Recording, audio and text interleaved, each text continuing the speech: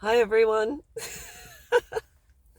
I want to talk about landmines today. And when I say the word landmine, the first thing that probably comes to your mind is when you think of someone that has been to war and has walked through fields searching for landmines, whether it's the military, etc., where they use a dog and they have to unearth landmines in order to dismantle them and ensure they don't explode and take the lives of innocent people in the context of said situation.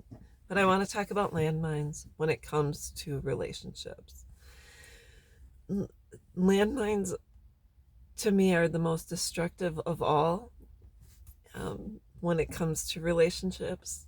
And that's because when you're walking through a field, aka a relationship, or you have a relationship that consists of landmines, and you have loved someone who now can explode at the drop of a hat without warning, what do you do? It's funny because the first thing most people would say, well, stay away from those people. Don't, you're not an expert. You don't know how to dig up landmines. You don't know how to go and search for them. You're not trained for this. And a majority of us are not trained to deal with landmines. It takes in depth. You have to go to school.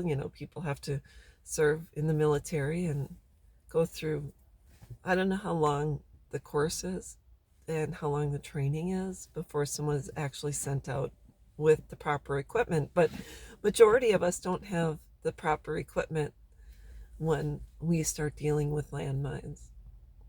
And those landmines, to me, reflect certain individuals who are unpredictable and, most important, unsafe. And I'm talking about people who in your life have been primarily of sound mind, have been overall, you've had most likely a positive experience with, but all of a sudden it turns into a battlefield and a war zone.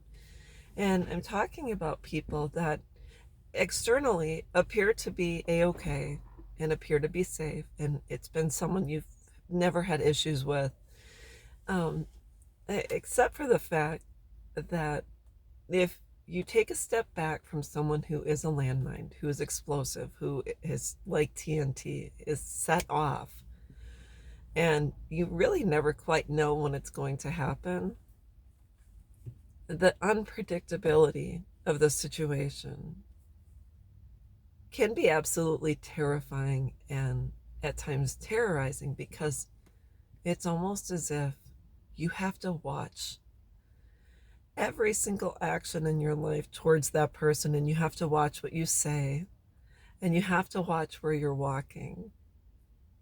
And the uncertainty of the situation always has you on edge, and it always leaves you feeling anxious and panicky on the inside, because you think, yeah, everything's going fine.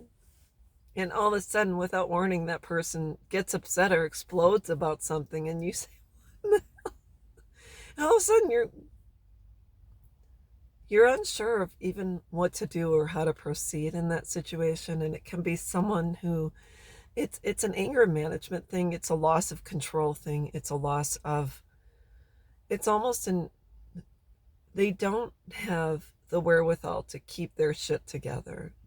So what do you do if you're dealing with landmines? And I'm just talking about whether you're dealing with a spouse or a family member or a child or someone else in your life who's become unpredictable. Well, the first thing you can say to that person is, what's going on? Can we just talk about what's going on? Can you let me know why you got upset about XYZ, or why what I said offended you or caused you to react that way? Because if I'm simply being myself, and I've always been a jokester, and I've always cracked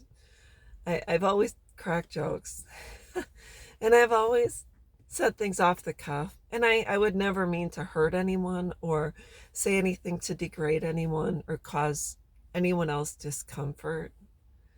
But when the person you've loved has become unpredictable and explosive, the first thing you can say is, hey, what's going on? And why are you aiming your anger towards me? Why are you exploding towards me? Why am I walking through a field of landmines when I just don't really quite know when I may say or do something that may upset you and cause you to have a very strong reaction? And a lot of people that have explosive personalities have unresolved issues and unresolved, it may be an unresolved trauma or unresolved, there's an unresolved situation going on in their life that they have not yet dealt with. And it may be something from way back when, and all of a sudden their unresolved situation is bubbling to the surface and they don't want to deal with it, so instead they strike out. But what do you do in that situation when you are simply being you? You're walking through land and they are not simply dealing with their unresolved issues, unresolved trauma, and they're not being honest about why they're frustrated or why they're escalating. Well, number one, you can say, hey, what's going on? And number two, if they are not willing to be honest about what's going on and they're striking out at you, and they're like, it's like a boxer that's hitting a punching bag. Well, how often are you willing to be a punching bag? And how long are you willing to walk through the minefield when you don't know when they're going to be set off again, when someone's going to light that flint, or they're going to spark and explode? And that's a terrible situation to be in, because I've been in that situation.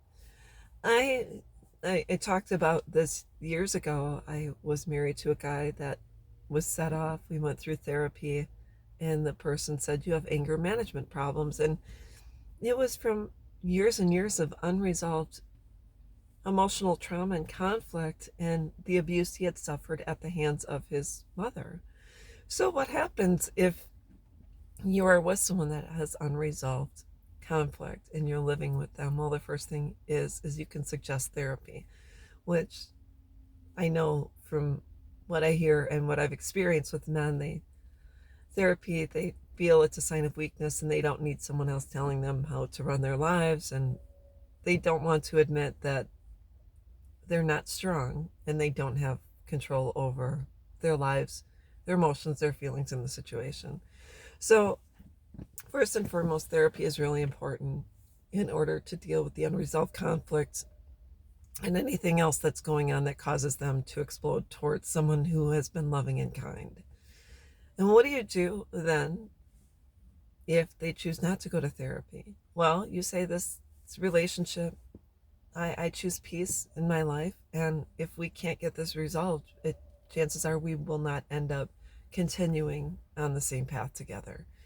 And that's all there is to it. And then you can give them a timeline regarding how much longer you plan on staying with unresolved conflict. And then you have to make, if they're not going to do it and they flat out say no, then you either have to choose to stay and understand your life is not going to be easy, or you have to make a plan and say, I'm going to have to go. And what happens if it's a child whom you've loved and raised that you can't even be yourself around anymore? This is someone that you don't even know if you can say hi to or if you can smile at. It's almost as if you're walking around eggshells around your own child, the same child you raised and loved and supported and gave of yourself to. What happens if it's a child? Well, first and foremost, early on when they're young, you have to say, disrespect towards me is not tolerated. You're not going to take your anger and frustration out on me. If you're frustrated about something, we can talk to it. We can resolve it. If you want to go talk to your aunt, your uncle, your grandma, your grandpa, therapist, we can do that. But I'm not going to be a target. I'm not going to walk through this landmine. We have to deal with this. And if you have an adult child, with whom you cannot be yourself around, and with whom you are living in a landmine situation with them. What you have to do is, if you can't be yourself around someone, you're best not having a relationship with them. Whether it's, like I said, a friend, family member. If it's someone you're always worried, how are they going to react if I am simply myself, if I laugh, if I joke around, if I say something off the cuff. If you can't be yourself around someone and you are walking around on eggshells around them, and every time you're with them, you're walking through a landmine, you can suggest therapy. You can suggest, hey, let's talk about it. What's frustrating you? I love you. I care for you. And in order for us to proceed, we're going to have to figure this out, because in this situation, I have anxiety. I have panic. I have stress. I am simply not happy in this situation. So therefore, if we can't resolve this, I can no longer walk this path with you, and I'm going to have to take a step back, take a deep breath, and allow you the opportunity to do what it takes for you to gather some peace, to find joy in your life, and to no longer allow you, or for you to no longer allow this situation to have such a very strong hold on you, and to disrupt your own happiness. Because anyone who has an explosive personality, or someone you can't be yourself around, or someone that will hold your normal behaviors, actions, and thoughts against you, it's not healthy.